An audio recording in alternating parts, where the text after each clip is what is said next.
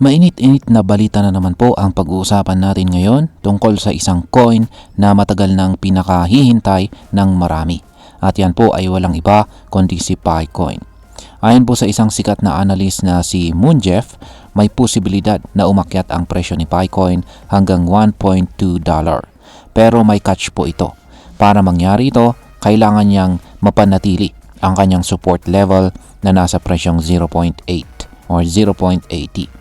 Kaya sa video na ito ay pag-uusapan po natin ang kasalukuyang galaw ni Picoin, ang mga factors kung bakit siya tumaas at kung bakit maraming analyst ang naniniwalang meron siyang bright future or merong bright future itong si Pi Network.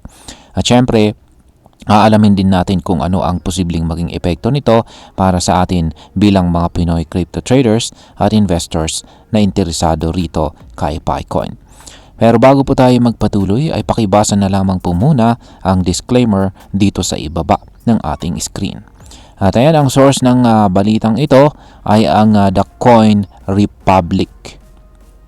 Ngayon ay simulan po natin sa kung ano po ang kasalukuyang presyo ni Picoin at bakit po ito mahalaga.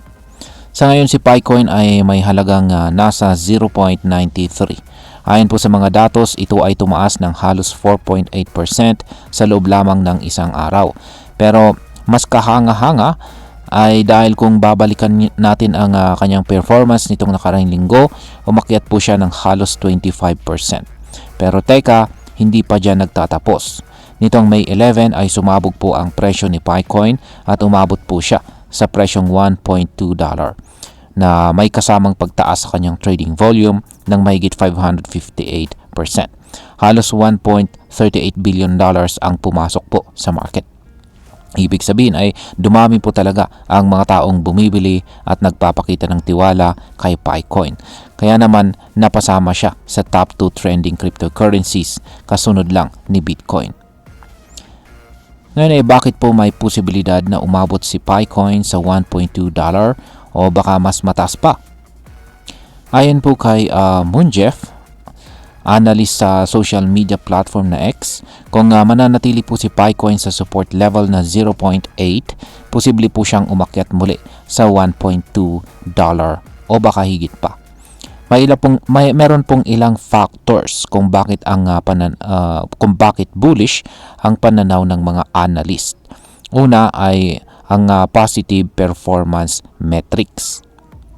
Yan, lahat ng mga indicators mula po sa price growth hanggang trading volume ay nasa kulay green. Pangalawa ay ang support level.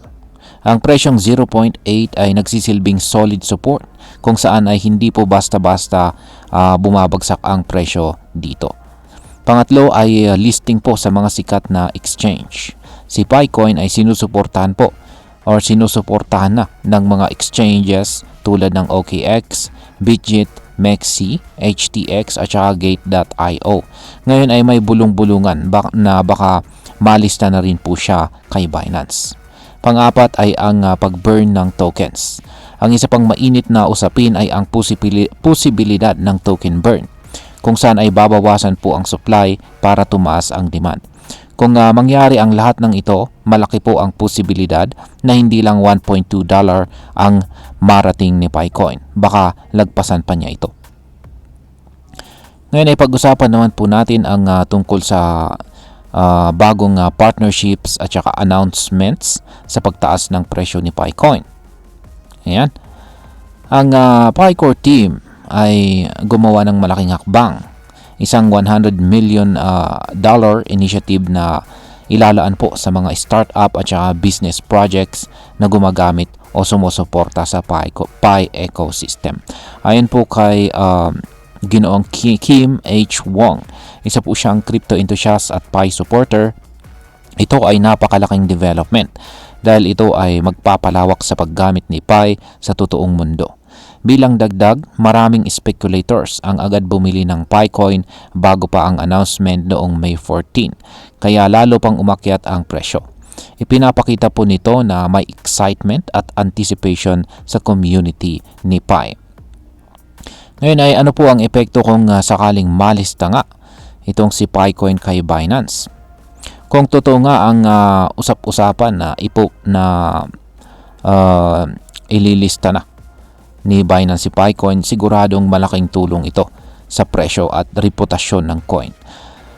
At bakit? Kasi kapag nalista ka sa isang top exchange tulad ni Binance, mas nagiging legit po ang tingin ng mga investors sa'yo. Mas marami ang magkakaroon ng access sa coin at syempre tataas din ang demand. Dagdag pa dito ay may cryptic post si Binance na nagpakita po ng kanyang logo na may kasamang mga Pi symbols. Marami ang nag-isip na ito na nga ang simula ng official listing. Kaya ayan po yung nakikita natin sa larawan na ito, ay ito po yung logo na pinost ni Binance. Ayan, yung buong makikita po natin ay sa kabuuan ay yan po yung logo ni Binance. Pero kung titignan mong mabuti, ayan, yung bumubuo sa logo ni Binance ay mga maliliit po yan na mga Pi symbols. Ngayon ay ano naman po ang epekto nito para sa atin bilang mga Pinoy crypto traders at investors ni Pi Network.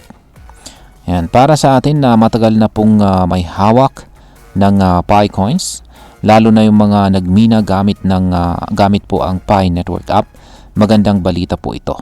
At bakit? Una ay tumaas po ang presyo ng hawak nating assets. Kung meron kang hawak na Pi noon pa, ngayon ay mas mataas na ang value nito. Pangalawa ay ang posibleng pagkakitaan. Kung tuloy-tuloy po ang pag-angat ng presyo, pwede po natin itong ibenta at kumita. Pangatlo ay ang kanyang meron na siyang mas mataas na liquidity. Sa dami po ng mga exchanges na nag-aalok ng Pi trading ngayon, mas madali na natin itong ma-convert sa ibang coins or fiat. Yan po ulit, available po siya sa OKX, Bigit, MEXC, HTX at saka Gate.io. At ang pang-apat ay ang mas malawak na adoption. Kapag may mga negosyo at saka startup na gumagamit po ng Pi, mas lalaki ang chance na maging useful ito sa pang-araw-araw nating buhay. Yan, bilang panghuli, ang masasabi ko naman tungkol dito ay para sa akin, napapanahon na po talaga ang pag-angat ni PiCoin.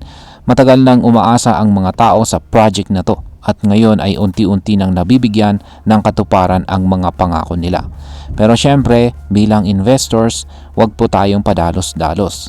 Kailangan pa rin nating bantayan ang galaw ng market, lalo na kung bago pa lang ang listing at saka speculative pa rin ang environment.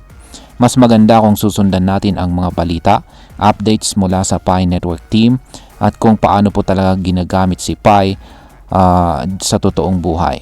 Kung mangyayari lahat ng pinaplano, lalo na ang listing kay Binance at mga investments sa real world usage, maaaring maging isa si PiCoin sa mga top performing altcoins ngayong taong 2025. At ayan mga ka-crypto, ang pinaka-latest na galaw ni PiCoin ngayon.